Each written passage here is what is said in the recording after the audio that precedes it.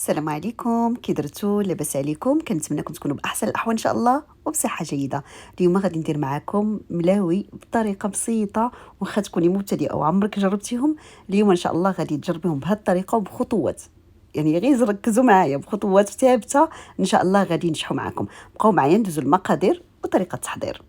وكل ما كنحتاجوه في بول او عجانه او قصريه، كناخذوا الدقيق ديال القمح الناعم. هنا ما درتش الدقيق الابيض، كنضيفوا له القليل من الملح، خميرة الحلويات، معلقة ديال الخل، معلقة صغيرة ديال الزيت نباتية، وكمية الماء للعجن. هنا العجينة كتكون لينة، ما كتكونش العجين قاصحة. صافي مباشرة من بعد ما عجنتها كناخذ القليل من الزيت وكنبدا نشكلها او نقرصها بهذه الطريقة هذه حتى نحصل على مشيمشات او كويرات الحجم اللي بغيتو. انا درتهم هنا صغار، المهم نتوما تقدروا ديروهم كبار، الحجم اللي بغيتو ممكن تحصلوا عليه.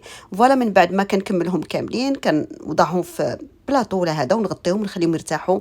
هنا بالنسبه للعجين، هذا العجين هذا خليته يرتاح لمده ساعتين، يعني من بعد ما شكلتهم شي مشات خليتهم يرتاحوا لمده ساعتين. فوالا غادي ندوزو باش نوجدوا الحشوه اللي غادي نعمروا بها الملاوي ديالنا، او اللي باش نورقوا الملاوي ديالنا. كناخذوا الزبده من بعد ما ذوبناها من طبيعه الحال، كنضيفوا لها الزيت.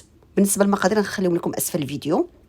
السميد الناعم، الخميره ديال الحلويات، ونشا الذره. صافي كنخلط هاد المكونات كامله مزيان مزيان، وكناخذ العجين ديالنا من بعد ما ارتاح معنا من طبيعه الحال، ونبدا نبسط فيه سور لو بلون دو طرافاي بهذه الطريقه هذه.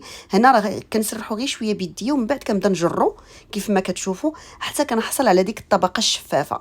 كتبان لكم بلا ان ديك الطبقه كتبان لكم ترونسبارون، يعني كيبان لكم لو بلون دو طرافاي.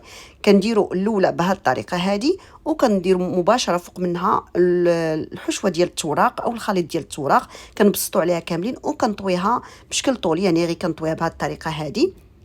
صافي وكنبدا الرولي فيها. يعني الطريقه سهله، انا مازال نعطيكم بزاف الانواع ديال الطرق ديال الملاوي كيفاش تلويهم. هذه الطريقه هي كتجيني سهله. المهم تقدر تبان لك صعيبه في الاول، ولكن راه من اسهل ما يكون. غير ديري صباعاتك بجوج في الوسط وبداي تدوري غادي تمشي معاك زعما بكل سرعه. فوالا غنعاود معكم وحده اخرى.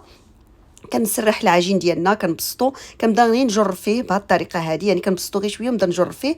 هنا العجين ملي كيكون مرتاح تيعطيكم الطوع، يعني كتبداي تجري فيه بهذه الطريقه. صافي كتبان لكم بلا ان لو بلون دو طرافاي كيبان ترونسبارون. صافي وكديروا الخلطه ديال التوراق او الحشوه ديال التوراق وكطويوه بنفس الطريقه ديال الاولى. صافي كنكملهم كاملين هنايا، ما كنخليهمش يرتاحوا. من بعد ما كنكملهم كاملين ومباشره كندوز باش نطيبهم. هنا كنكون سخنت المقله على عافيه متوسطه، وما غنطيبهم بلا زيت. يعني هنا ما غندير لا زيت لا زبده، هذيك الحشوه اللي خلطت بها عفوا هي اللي غادي نطيب فيها. يعني هنا داكشي اللي خلطته في الوسط هو اللي غادي يطيب فيه. المقيله في الاول كتكون كتسخنوها، دهنوها المره الاولى غير شويه بزبيده هكا صافي فقط، وكتبقى ديك الحشوه هي اللي كطيب لكم الرغيفات كاملين.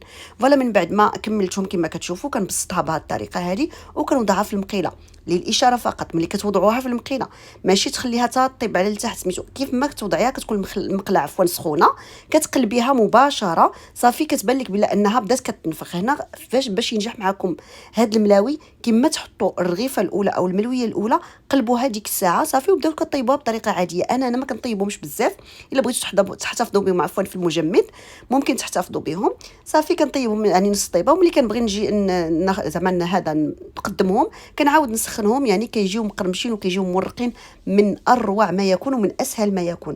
راه قلت لكم واخا تكوني مبتدئه وعمرك طيبتي الملاوي، اليوم غادي ينجحوا معك بهذه الطريقه، وان شاء الله غادي نعطيكم عده طرق للملاوي. ولهنا الفيديو ديالنا تيتسالى. تنتمنى الفيديو ديال اليوم تكونوا استفدتوا منه ان شاء الله، ونكون زدتكم واحد الاضافه اللي فعلا كتجي رائعه، وكيجي هشيش. هانتوما تبارك الله كتشوفوه مورق، وهانتوما عاطي الطوع، يعني ما متقص ما والو، وتقدموا كيف ما بغيتوا وتقدروا تحتفظوا به حتى في المجمد عفوا. وكيف ما قلت لكم هنا الفيديو ديالنا تيتسالى. تنتمنى الفيديو ديال اليوم يعجبكم ويضيف لكم اضافه وتستافدوا منه. وما تنسوناش من التعاليق ديالكم ومن اللايك ديالكم فضلا وليس امرا. دمتم في رعايه الله، للملتقى ان شاء الله.